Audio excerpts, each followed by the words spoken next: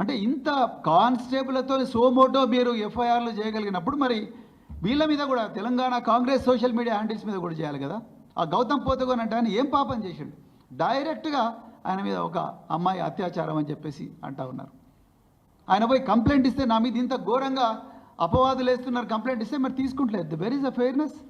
ఎక్కడుంది right to equality? Article section 173 BNSS ఏం చెప్తున్నది? Every citizen has a right to have FIR registered. Lalita Kumari versus state of UP 2014లో గొప్ప judgment వచ్చింది.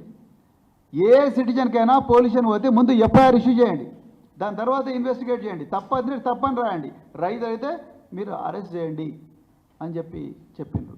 మరి ఎందుకు మీరు చేయడం లేదు?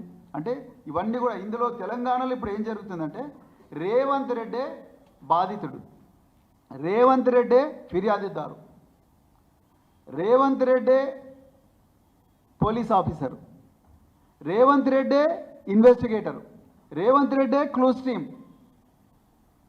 రేవంత్ రెడ్డే మెజిస్ట్రేట్ అయిపోయాడు, రేవంత్ రెడ్డే జైలు వార్డెన్ అయిపోయాడు, జైలు సూపరింటెండెంట్ అయిపోయాడు, రేవంత్ రెడ్డే తలార్ అయిపోయాడు. అన్నీ ఆయనే చేస్తున్నాడు.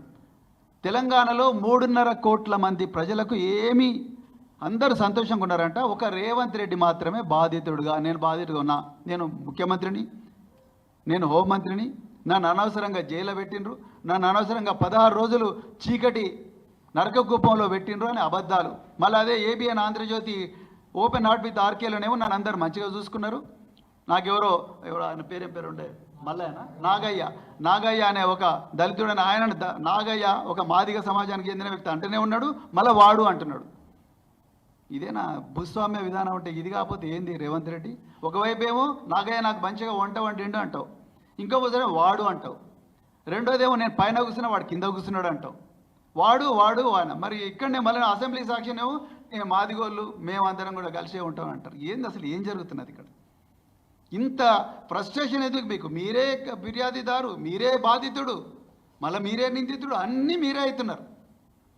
నిజానికి నేను మళ్ళీ రిక్వెస్ట్ చేస్తున్నా తెలంగాణ ప్రజలకు, ఒక్కసారి పోలీసు వాళ్ళు చేయాల్సిన పని చేయడం లేదు.